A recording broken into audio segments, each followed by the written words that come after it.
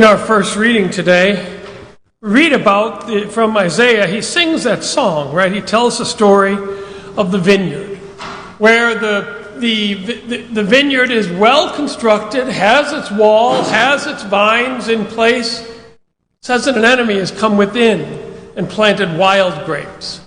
If you've ever dealt with grapes, and perhaps because I'm Italian or because my grandmother planted them, wild grapes, while they have a benefit, you can make some great jelly from wild grapes, not much else, and you have to add a lot of sugar to them. They take a lot of effort. Whereas cultivated grapes bear a real benefit. They can be used in a variety of ways and are much more prized. But the wild grapes sown here, the landowner realizes it will do no good to try to save this vineyard. And in doing so, tears out the entire thing, because they will just overtake the good vines and ruin them. We see similarly in the gospel today how the landowner plants the vineyard, puts in the wine press, goes to all the trouble to make this place ready, and leases it out to tenants and says, "Here, I will expect a return." Reasonable. And yet, they have nothing but greed, because they see that they can use the vineyard to satisfy only themselves and not to make this return on what has been given to them. And in so doing, violate all of the agreements that existed, because they're seeking just their satisfaction and using the vineyard in a way that satisfies them but was not its intention. Becomes an opportunity for us to reflect upon how we cooperate with God who has given us this vineyard of the Lord. Right? The psalmist tells us the vineyard of the Lord is the house of Israel.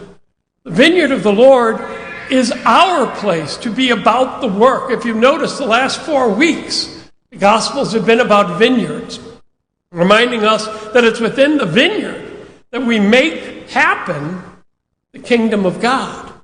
It's within the vineyard that we're given the opportunity to work, to produce, to bring about a harvest of goodness for the sake of God's kingdom, and in the end for our own as well. We will be saved through our efforts in the vineyard of God.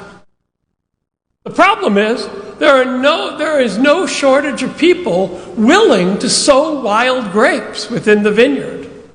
There's no shortage of people seeking to distract us from the work of the vineyard by distracting us with the wild grapes, or the sense that we can use this for our advantage alone and make no repayment to the Lord for the gifts that he has given. We see it played out in the use of our faith in all sorts of ways, and we've seen it recently played out, I will offer, in the local newspaper, with articles written by a variety of priests, offering that perhaps there is a way to equivocate all moral issues and saying that they're all equal, and that by doing that we can recognize that all of these issues demand our attention. Well, of course they do. There are serious issues that confront our society and our culture.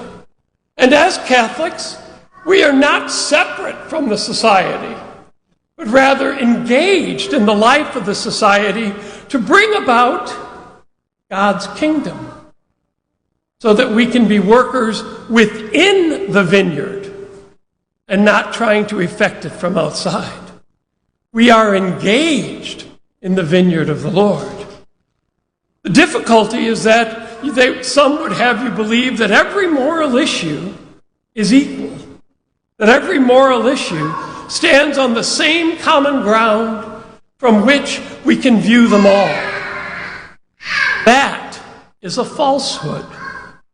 There is a hierarchy of moral issues that the church offers to us, not to confront us or challenge us, but rather to do as St. Paul says to the Philippians, to have no anxiety, but in everything, in prayer and petition with thanksgiving, make your requests to the Lord.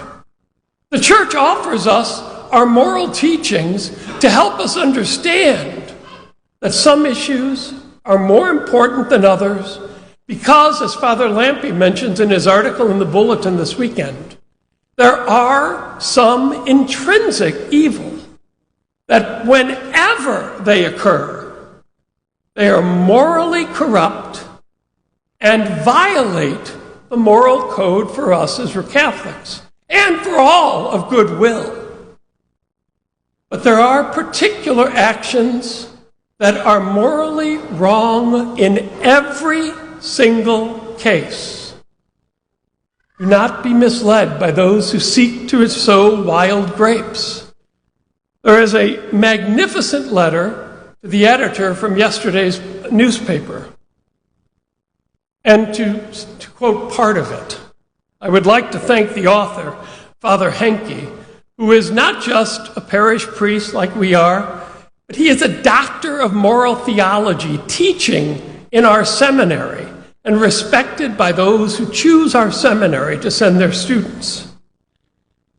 Referring to two previous articles in the newspaper, while their recommendations both have merit, both are equally egregious in their failure to acknowledge the greater moral weight that certain issues have in relation to others. Thus, actions that directly attack the lives of the unborn through abortion, or those that directly attack the long-born or seriously ill through euthanasia or physician-assisted suicide, carry greater moral gravity than other admittedly important issues like climate change or immigration. It is a faulty, seamless garment argument that equates moral issues without recognizing the essential moral distinctions between them. A properly formed conscience requires that moral issues be given their proper moral weight. Equating or overlooking important differences between moral issues can only lead to flawed conclusions. It is the wild grapes of others that confuse us, that bring about anxiety, and force us to wonder, what is the truth? The truth is that the intrinsic evil of abortion is the greatest moral threat to our culture and is the preeminent issue for us to consider. There is no doubt or quandary about that.